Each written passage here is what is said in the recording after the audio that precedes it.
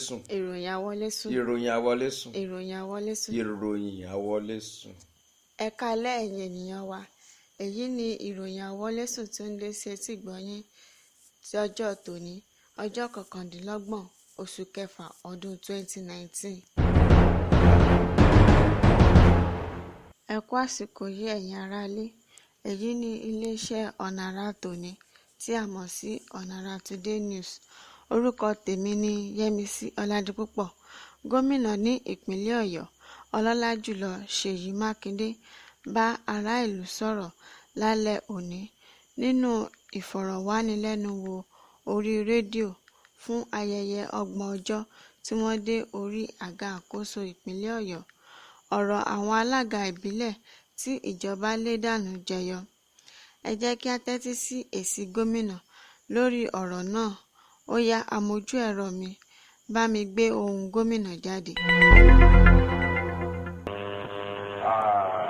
Gbàrà tẹ́ wọlé, ìgbésẹ̀ kan wáyé tó ní ṣe pẹ̀lú àwọn ìjọba.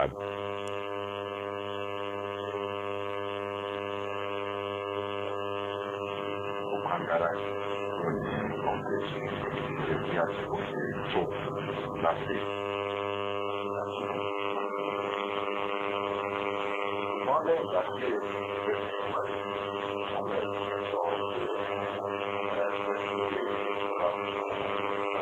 lóra fáwọ tí wọ́n fi ń gbégbèsè nǹkan kò tí tó ibẹ̀ ẹ̀kọ́ ni mò ń lọ, ṣùgbọ́n nítorí pé ọ̀rọ̀ yẹn wà nílé ẹjọ́ báyìí.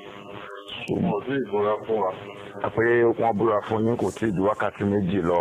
Nǹkan kan. Ìbúra fún gómìnà agbára ti dé náà nìyẹn. Àbí o. Ṣùgbọ́n ẹ tàn mọ́lẹ̀ síbẹ̀ yẹn díẹ̀ tí àbánikọ́ lófin.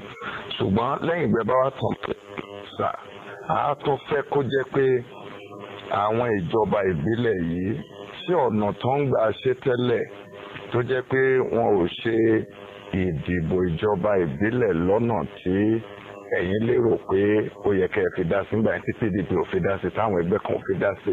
Sẹ́yìn á ṣe ní omi tuntun irú ẹja tuntun wọlé tẹ́ ẹ ṣe ìdìbò míì ni àbí ẹ̀yin náà máa yan kíátíkà. Èmi wà ní láti sọ fún ọ pé a ṣe ìdìbò ìjọba ìbílẹ̀ before the first quarter next year kó tó kọjá. Within the first quarter next year a ṣètò ìdìbò fún ìjọba ìbílẹ̀. Ètò ìdìbò tá a fẹ́ ṣe ní rúfin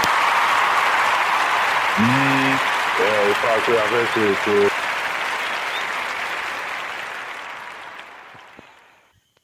Egúngún jáde lónìí lórí ilẹ̀ Ọ̀nà Àrà fún ìgbà àkọ́kọ́ látìgbà tí egúngún ti bẹ̀rẹ̀ ní ilẹ̀ Ìbàdàn.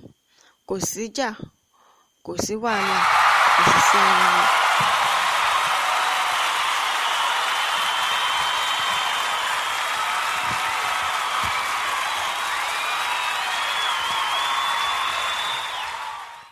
Ìròyìn Awolesun. Ìròyìn Awolesun. Ìròyìn Awolesun. Ìròyìn Awolesun. Ìròyìn Awolesun.